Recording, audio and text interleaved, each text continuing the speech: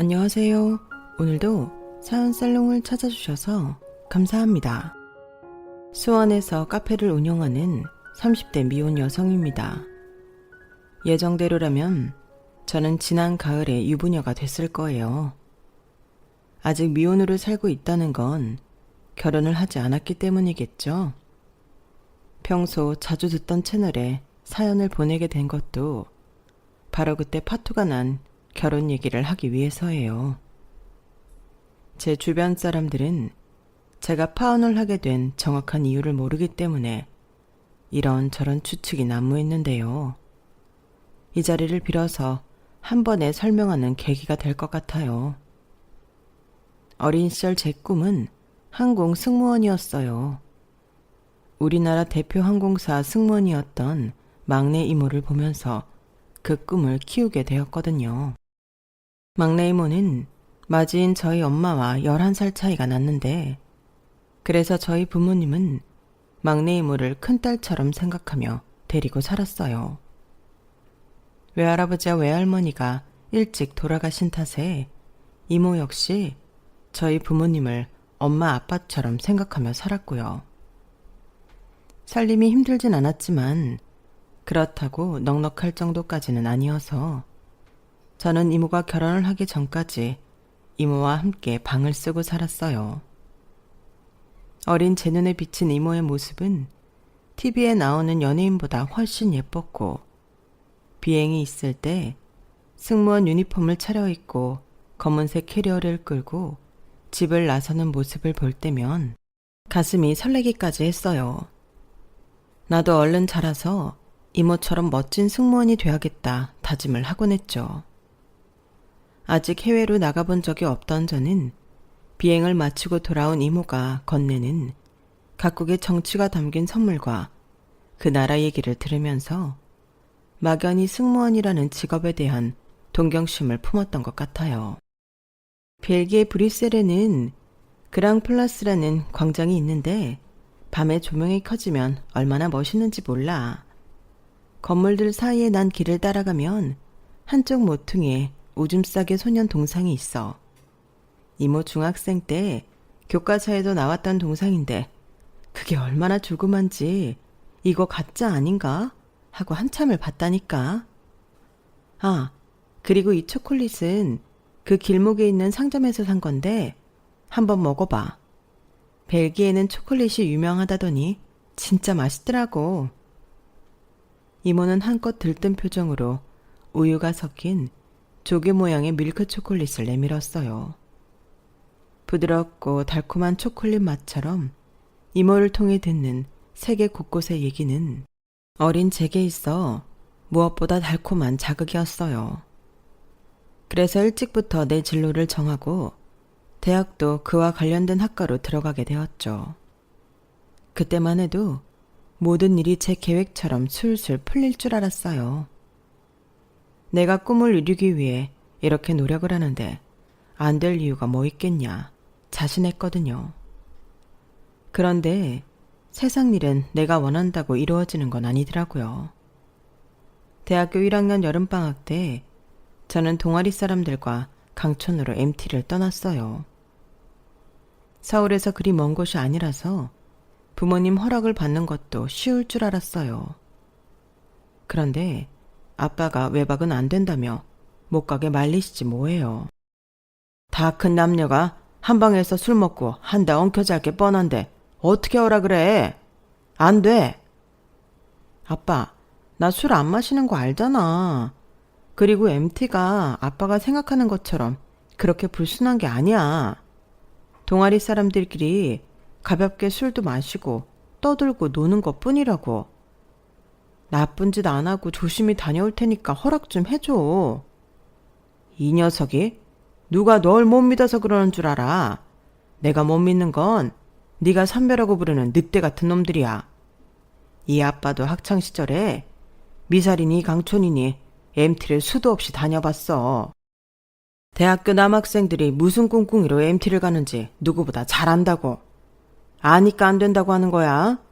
암튼 아빠 말 들어. 아빠는 끝까지 뜻을 굽히지 않았고 저 역시나 첫 MT를 기어이 가겠다는 일념으로 아빠한테 맞섰어요. 결국 엄마랑 막내 이모가 중재를 하면서 타협을 보게 되었죠. 아빠가 수시로 전화할 거야.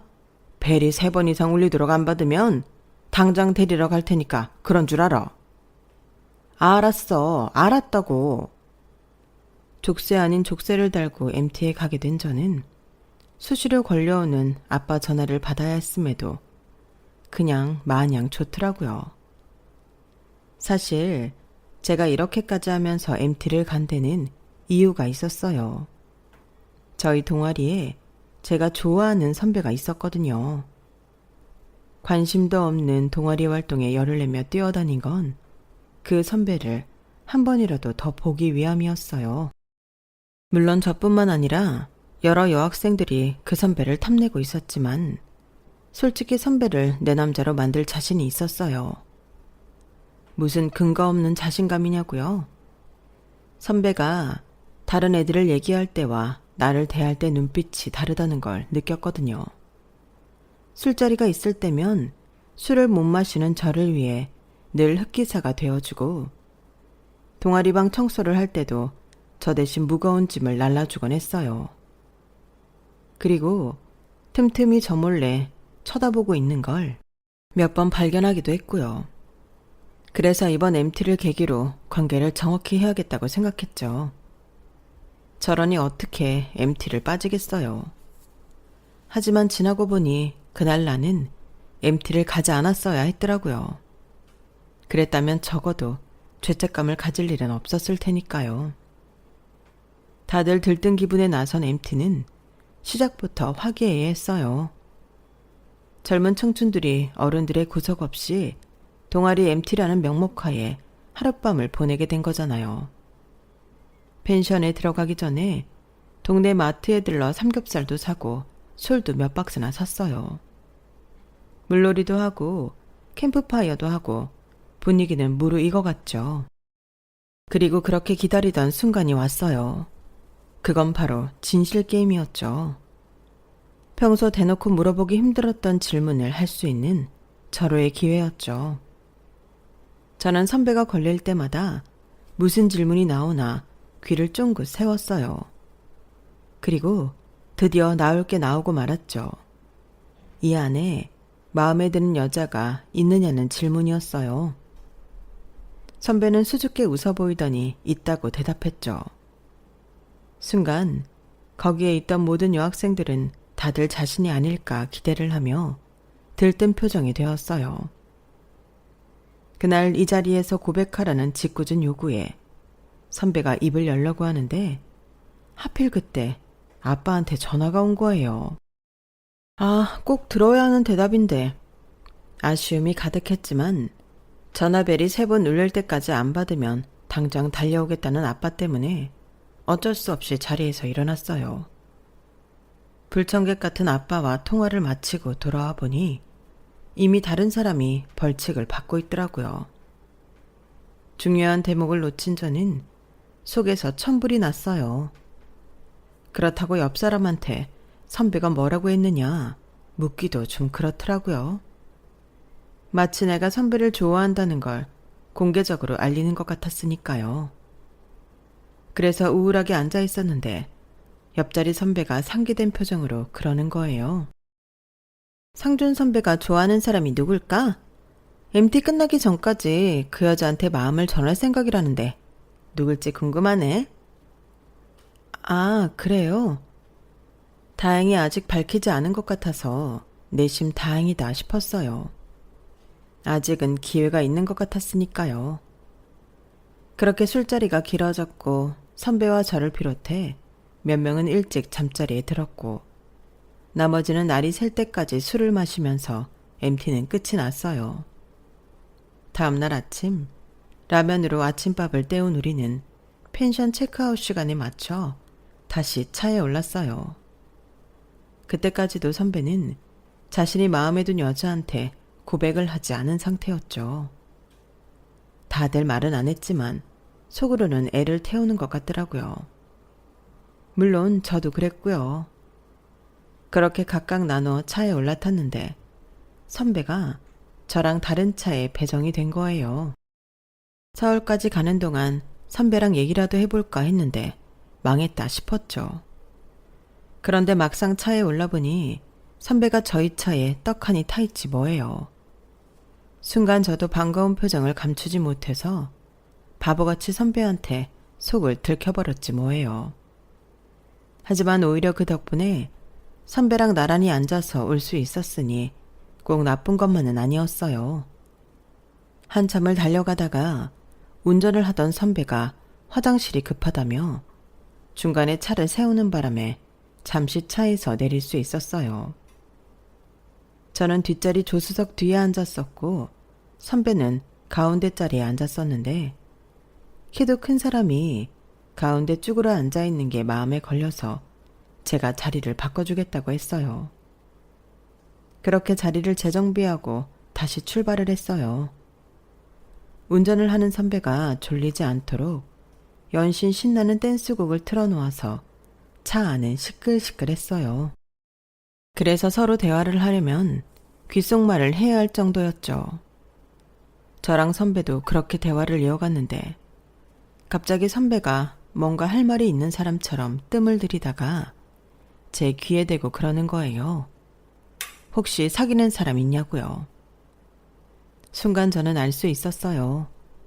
그토록 바라던 순간이 왔다는 걸요.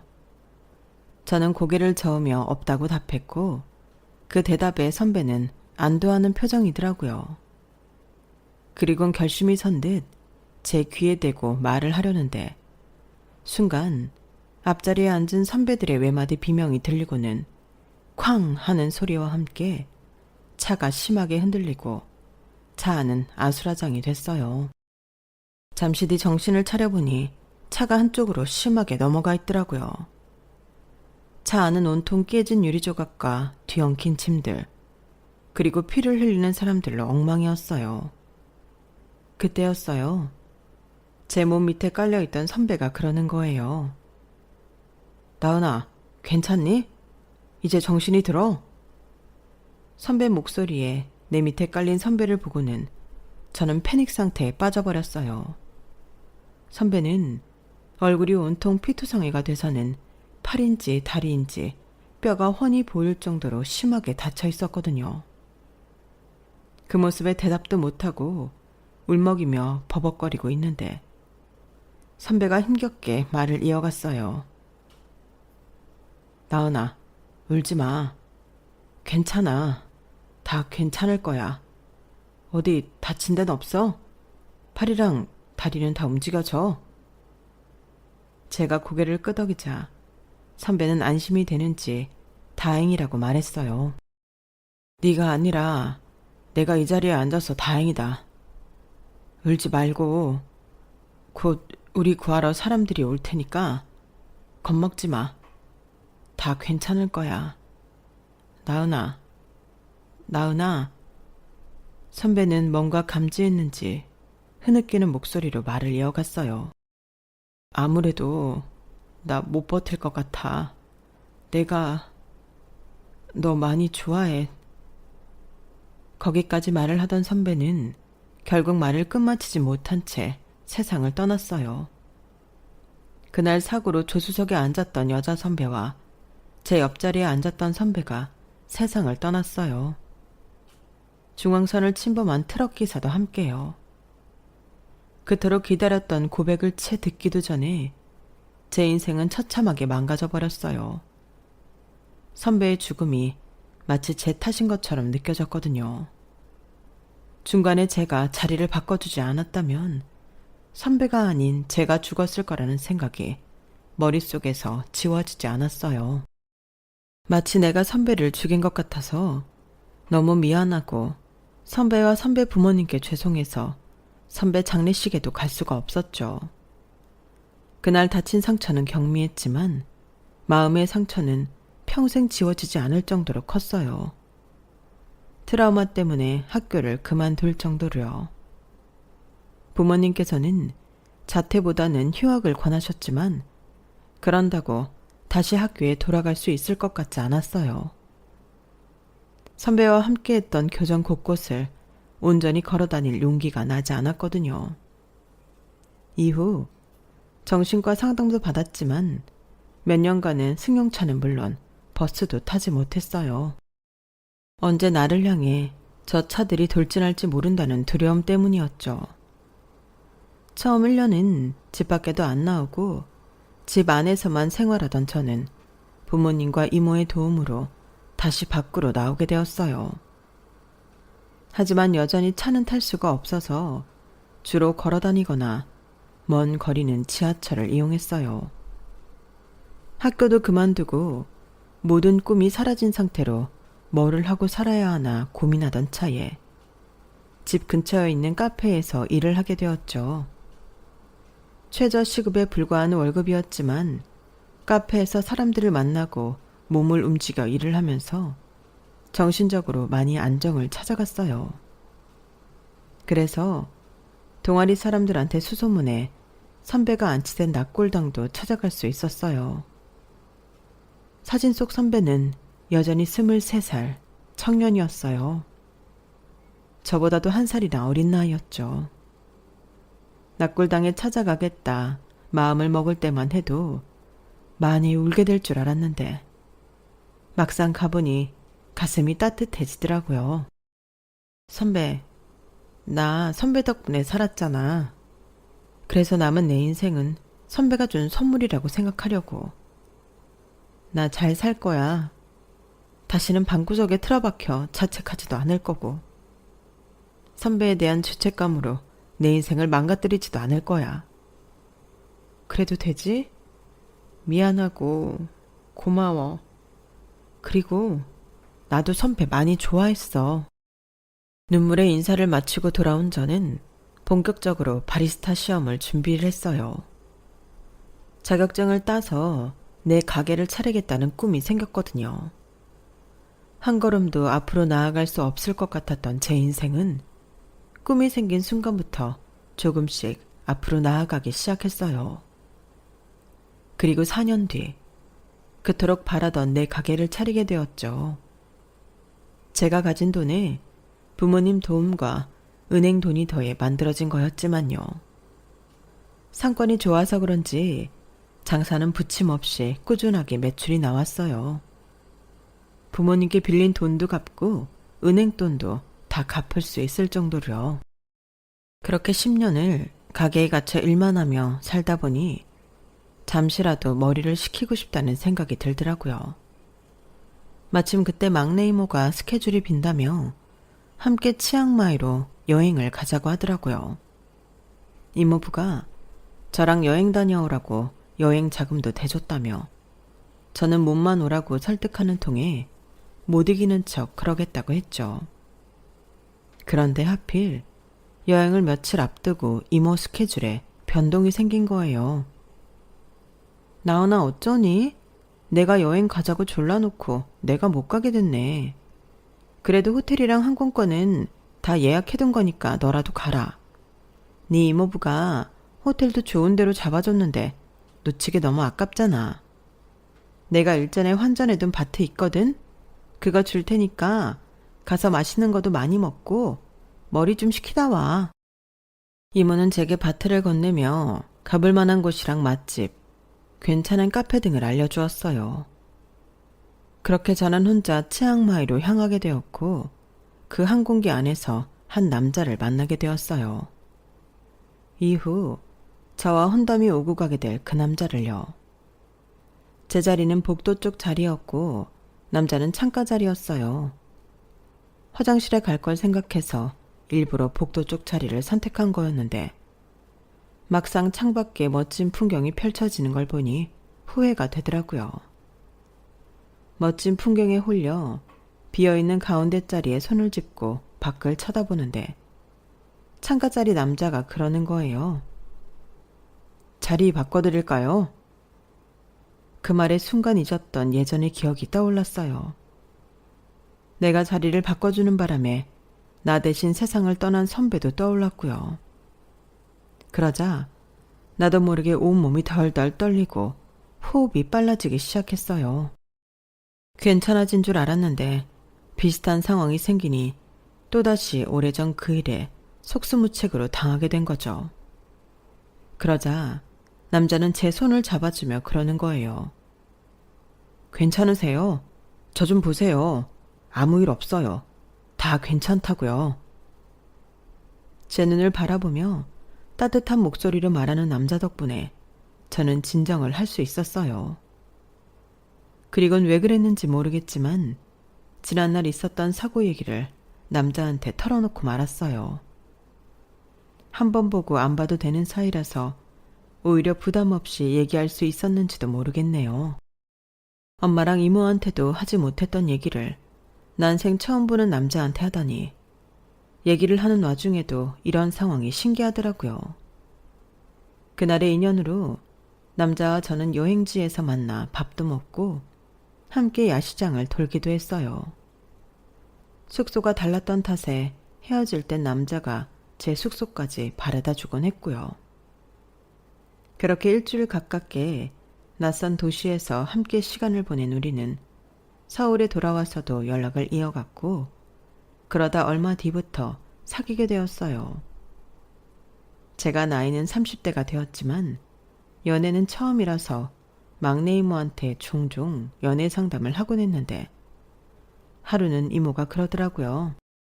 난 그 사람이 죽을 죄를 지은 것만 아니라면 네 신랑감으로 찬성이다. 우리 나은이를 다시 웃게 만든 사람이잖아. 그러니 용서 못할 게 뭐 있겠어. 물론 유부남이라거나 양다리를 걸치는 거라든가 살인이나 도박, 사기를 친 놈이라면 얘긴 달라지겠지만 그런 거 아니면 다 오케이야. 이모도 참 내가 언제 결혼하겠대. 그 사람 나보다 4살 연하야. 그쪽에서도 결혼까진 생각 안 할 거라고. 얘는 요즘 연상연하 커플이 흠이 되는 줄 아니? 네 이모부도 나보다 2살 연하인 거 몰라? 살아보면 그런 거 아무 상관없어. 남자는 나이가 많건 적건 살아보면 다 애 같으니까.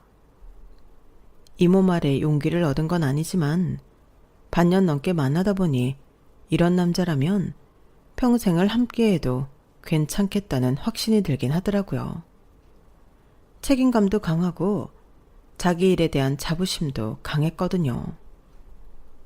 나이가 어리다고 제 앞에서 어리광을 부리거나 데이트 비용을 떠넘기거나 하는 짓도 하지 않았고요.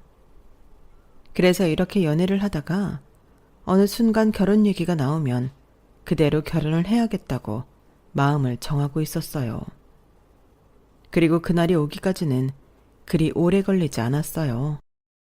1년 가까이 연애를 이어오던 어느 날 남자가 자기 친구 결혼식에 같이 가자고 하더라고요. 그간 만나는 동안 자기 친구들을 소개시켜준 적이 없어서 내심 내가 나이가 많아서 창피한 건가 생각했었는데 그건 아닌 것 같아서 다행이다 싶더라고요.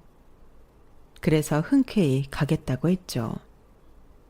남자와 내가 4살 차이가 나긴 하지만 친구들은 자신보다 더 어린 여자랑 사귀는 게 보편적이라서 막상 식장에 가보니 다들 어린 여자친구들을 데리고 왔더라고요. 심지어 대학교 신입생인 여자친구를 데려온 친구도 있었어요. 그렇다 보니 상대적으로 제가 너무 늙어 보이더라고요. 모처럼 애인의 친구 결혼식에 간다고 해서 이모가 빌려준 명품 백에 명품 구두까지 신고 갔더니 더더욱 그 자리에 온 다른 여자친구들과 제가 비교가 되긴 했어요. 필요한 자리에서 한 친구는 대놓고 그런 소리를 하더라고요. 재훈이 여자친구분은 나이가 있어서 그런가? 확실히 젊은 애들이랑은 다르네요. 부티가 좌르르 흐른달까? 누님, 앞으로 잘 부탁드립니다.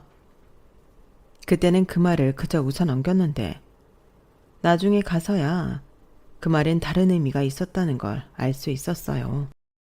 결혼식 이후 남자는 저를 자기 친구들 모임에 종종 데리고 나갔어요. 마치 친구들 앞에서 저를 과시하는 듯한 표정으로요.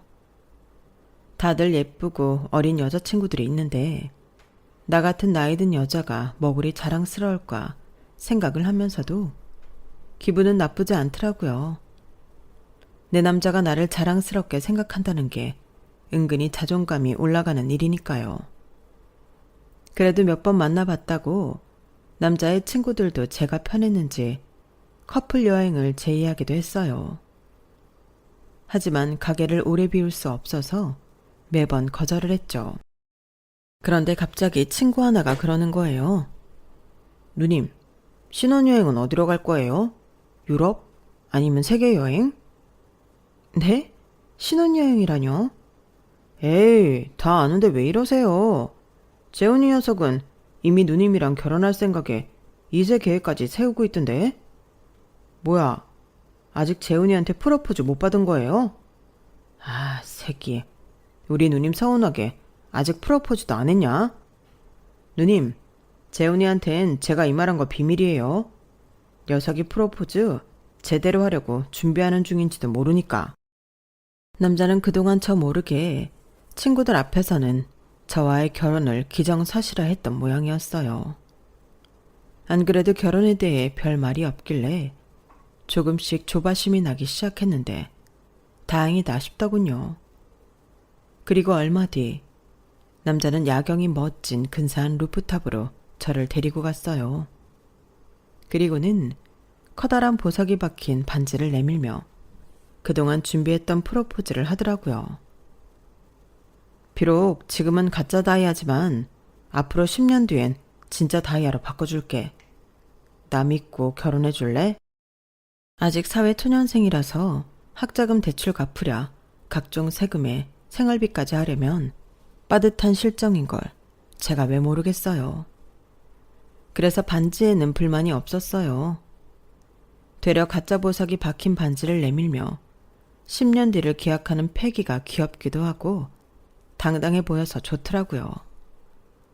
그래서 얼른 승낙을 했죠. 그때가 사귄 지 1년 3개월쯤 되던 시점이었으니까 연애 기간으로는 적당하다 생각했어요. 제가 4살 많은 탓에 출산 시기를 생각해도 더 늦으면 안 될 것 같았고요. 결혼을 하겠다는 말에 저희 집에서는 쌍수 들고 환영하는 분위기였어요. 막내 이모부는 제 남편감을 자기가 한번 만나봐야겠다며 마치 큰오빠 같은 깐깐함도 보였고요. 나은아, 남자는 남자가 봐야 정확해. 여자들 앞에서 나쁘게 구는 놈이 어딨겠냐? 다들 지 좋은 모습만 보이려고 그러겠지. 그러니까 그 사람 몰래 내가 니들 데이트하는데 따라 나가서 슬쩍 보고 올게. 길게도 안 걸려. 한 10분? 아니, 5분만 봐도 어떤 사람인지 알 수 있어. 어때? 이모부 한번 믿어보지 않을래? 그래, 나은아. 네 이모부한테 한번 맡겨봐봐. 이 사람 다른 건 몰라도 사람 하나는 기가 막히게 본다니까. 이혼 전문 변호사라 그런지 그런 쪽으론 용하다는 무당도 뺨칠걸? 아이, 당신은 잘 나가다가 이혼 전문 변호사가 뭐야. 조카가 날 이상하게 볼 거 아니야. 많은 의뢰 중에 이혼 소송 의뢰가 조금 더 많았을 뿐이야. 그날 이모부는 장난처럼 말을 했지만 결과적으로는 제가 파혼을 하는데 1등 공신이 되셨어요. 아무튼 결혼 얘기가 오가고 저희는 양가 부모님을 찾아뵙고 인사를 했어요. 남자가 저희 부모님을 찾아뵙기로 한 날, 저희 부모님 외에도 이모들과 이모부들까지 총동원이 되었어요. 다들 첫 조카인 제 결혼에 관심이 많으셨거든요. 그 바람에 인원이 많은 관계로 집에서 할 수가 없어서 레스토랑을 예약해야 했어요. 그 비용은 막내 이모부가 내주셨고요. 돈 잘 버는 변호사 이모부, 이럴 때 안 써먹으면 언제 써먹냐며 막내 이모 편에 카드를 보내셨더라고요. 마음껏 긁으라고요. 아쉬운 건 정작 막내 이모부는 돈만 내고 그 자리에 참석을 못했다는 거예요. 중요한 재판 때문에 자리를 비울 수 없어서였죠. 남자는 우르르 몰려와 있는 저희 가족을 보고는 주눅이 들었는지 긴장하는 모습을 보였어요. 하지만 이내 젊은 패기로 당당하게 대답을 하며 저희 부모님께 결혼 허락을 받아냈죠. 덕분에 화기애애한 분위기 속에서 식사를 마칠 수 있었어요. 일주일 뒤, 남자의 집에 갔을 때도 별 탈 없이 허락을 받을 수 있었어요. 다만 예비 시어머니께서 저희 나이 차이를 못마땅해 하시긴 했지만요. 엄마, 4살 차이는 궁합도 안 본다잖아요. 나은 씨랑 나 딱 4살 차이니까 걱정 안 하셔도 잘 살 거예요. 이 녀석아, 여자가 연상일 땐 얘기가 다르지. 한두 살도 아니고 4살이나 많으니 난 부끄러워서 참. 뭐 니들이 좋다니까 말리지 않는다만 엄마 입장에선 니들 나이 차이가 걸리는 게 사실이야. 어머님의 뜨뜻미지근한 승낙 때문에 예비 시댁을 나오고도 기분이 한동안 안 좋았어요. TV에 나오는 연상녀 연하남 커플 얘기에 귀가 솔깃해지고 내가 너무 나이 들어 보이는 건 아닌가 외모에 신경도 부쩍 쓰게 되었죠. 그런데 문제는 따로 있었더라고요. 어머님이 따로 연락해 집으로 부르셔서 가봤더니 대뜸 결혼 비용으로 얼마나 될 수 있느냐고 물으시는 거예요. 제가 가진 거 예금이랑 주식까지 정리하면 2억 5천 정도는 마련할 수 있을 것 같아요. 제 딴에는 그리 적은 금액은 아닌 것 같아서 당당하게 말씀드렸는데 어머님 반응은 그게 아니더라고요. 뭐? 고작 2억 5천? 예, 그걸로 서울 시내에서 집은 어떻게 구하고 살림은 어떻게 장만하니? 넌 고작 그 돈 가지고 결혼을 하겠다고 철없는 내 아들을 꼬신 거야? 세상에.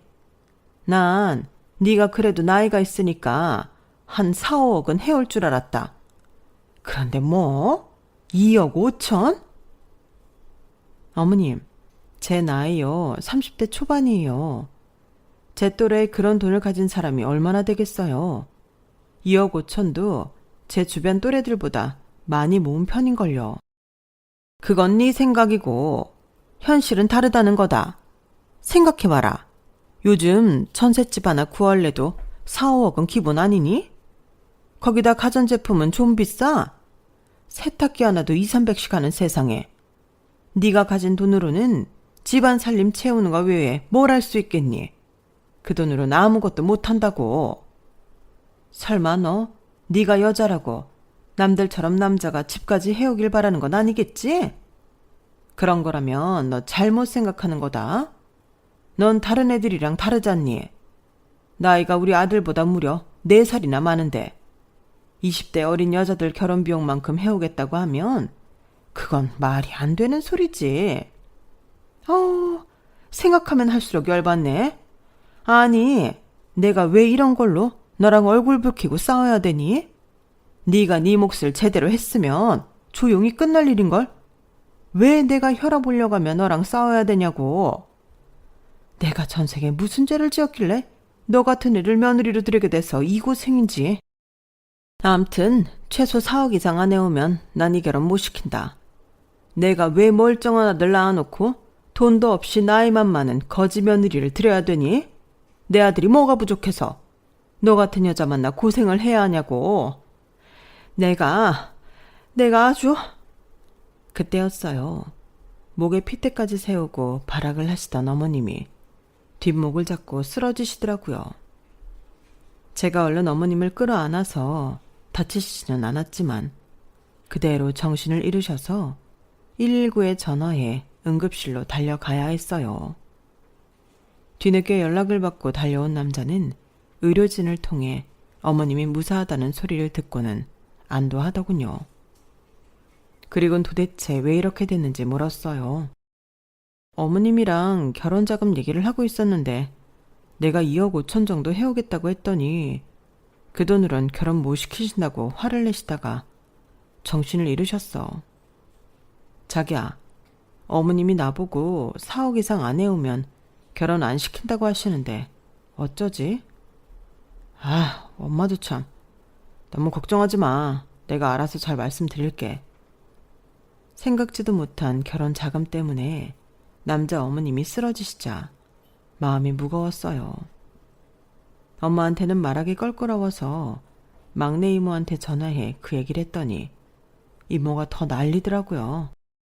어머, 그 아줌마 웃기네. 아니, 네가 15살 어린 남자랑 강제로 결혼하는 것도 아니고 고작 4살 차이 나는 남자랑 결혼하는 건데 무슨 사억이나 바래. 그리고 신혼집은 남자랑 반반 부담해서 하는 게 요즘 추세라는데 왜 너한테 신혼집까지 떠넘기는 거냐고. 그럼 자기네는 자기 아들은 얼마나 해올 건데. 얘 나은아, 이거 그냥 넘길 문제 아니야. 어떻게든 네 시어머니 마음 돌려서 결혼한다고 해도 너를 볼 때마다 그 엄마는 돈 얘기 꺼낼 거야. 마치 못 받은 빚 달라고 닥달하는 사람처럼 굴 게 뻔하다고. 그런 거면 이 결혼 아예 시작 않는 게 나을지도 몰라. 너 그 남자 아니면 안 되는 거니? 전화를 끊고 이모가 했던 말을 곰곰이 생각해 봤어요. 이 남자가 아니면 안 되겠냐는 말에 살짝 흔들렸거든요. 신입생 때 선배를 보고 반한 이후로 이 남자 아니면 안 되겠다는 생각을 했었지만 선배를 그렇게 떠나보내고도 저는 이렇게 잘 살고 있잖아요. 앞으로 살면서 끝없이 시어머니와 부딪힌다면 그것처럼 큰 고통도 없을 것 같았어요. 차라리 시작을 않는 게 맞는다는 결론에 이르렀죠. 그래서 파혼을 결심하고 남자한테 연락을 했어요. 할 말이 있으니까 퇴근하고 잠깐 제 가게로 오라고요. 7시가 조금 안 돼서 가게에 도착한 남자는 그날은 자기 엄마가 좀 심했던 것 같다며 대신 서가를 했어요. 엄마한테는 내가 잘 말했으니까 앞으로는 결혼 비용 문제로 자기 괴롭히는 일은 없을 거야. 저기 재훈 씨, 우리 결혼 말이야. 다시 생각하는 게 좋을 것 같아. 나 아무래도 자신 없어. 주변에도 보면 혼수 문제로 문제 있었던 집들은 결국 그 문제로 다시 얼굴 붉히게 되더라고. 지금이야 재훈 씨가 나서서 상황을 정리한다고 해도 어머님은 나를 볼 때마다 괘씸한 마음이 드실 거고 나도 어머님한테 서운한 감정을 갖게 될 거야. 남이면 안 보고 살면 그만이겠지만 결혼을 하고 나면 어쨌든 가족이 되는 거잖아. 안 보고 살 수 없는 노릇이라고. 그러니까 우린 여기까지 하는 걸로 하고 헤어지자. 그게 무슨 소리야. 헤어지다니. 절대 안 돼. 난 너 아니면 안 된다고. 엄마는 내가 어떻게든 설득시킬게. 다른 것도 아니고 결혼 비용 때문에 헤어진다는 게 말이 되냐고. 자기는 그깟 돈이 나보다 중요해? 날 위해서 그 정도도 못 참아주냐고. 난 자기 외엔 다른 여자는 눈에 보이지도 않는데 어떻게 자기는 그래? 일단 이번 일 때문에 자기가 놀라서 감정 컨트롤이 안 되는 것 같으니까 며칠 시간을 갖고 다시 얘기하자. 자기야, 나 정말 자기 없으면 안 돼. 끝까지 제 치맛자락을 붙잡고 매달리는 통에 일단은 시간을 갖자는 거에 동의했어요. 그렇게 남자는 집으로 돌아갔고 저는 혼자 가게에 남아 정산을 하고 있었어요. 그런데 남자 어머니가 전화를 했더라고요. 아무래도 아들한테 무슨 소리를 듣고 사과를 하려고 그러나 싶었는데 그게 아니더라고요. 야, 네가 그렇게 잘났어? 네가 뭔데 내 아들한테 결혼을 하니마니 그딴 소리를 해? 너는 네 주제도 모르니? 나이는 똥구멍으로 처먹었어? 들어보니 너 예전에 남자 하나 잡아먹었다며. 그걸로 정신과 치료까지 받았다던데? 아직도 정신이 이상한 거 아니니? 그러지 않고서야 감히 내 아들이랑 결혼하겠다는 게 그깟 돈 몇 푼에 이 지랄을 떤다는 게 말이 안 되잖아. 니네 집도 잘 산다던데 4억이 어디 돈이니? 네가 하룻밤 묵는 호텔 숙소만 해도 기백이 된다던데. 그렇게 쓸 돈 있으면 결혼 자금이나 넉넉히 낼 것이지. 왜 이렇게 궁상을 떨어서 사람 열받게 만드냐고. 그때였어요. 소화기 너머로 남자 목소리가 들리더라고요. 엄마, 지금 뭐 하는 거야? 전화 끊어. 당장 전화 끊으라고. 그리고는 이내 통화가 끊겼어요. 순간 어이가 없어서 헛웃음이 나더라고요.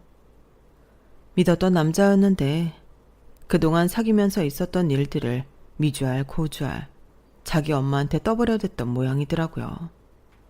게다가 나를 남자 잡아먹은 년처럼 말하는데 너무 억울하고 화가 나서 눈물이 다 났어요. 호텔 문제만 해도 그래요. 제가 치앙마이에 갔을 때 이모부가 예약해준 5성급 호텔 스위트룸에 묵었던 건 사실이지만 그 호텔 숙박권은 형부가 선물 받은 상품으로 기간 내에 사용해야 해서 제가 사용했던 거거든요. 아무것도 모르면서 저를 정신 이상자의 사치스러운 여자로 몰아세우다니 정말 너무한 거 아닌가요? 억울한 마음에 불 꺼진 카페에 앉아 넋을 놓고 있었는데 그 사이 휴대폰이 여러 번 울리더라고요. 남자가 전화를 한 줄 알고 안 받았는데 한참 뒤에 보니 막내 이모랑 이모부였어요. 다시 연락을 해야 하나 고민하던 그때 누가 가게 출입문을 흔들더라고요. 안에서 잠궈놔서 문이 안 열렸거든요.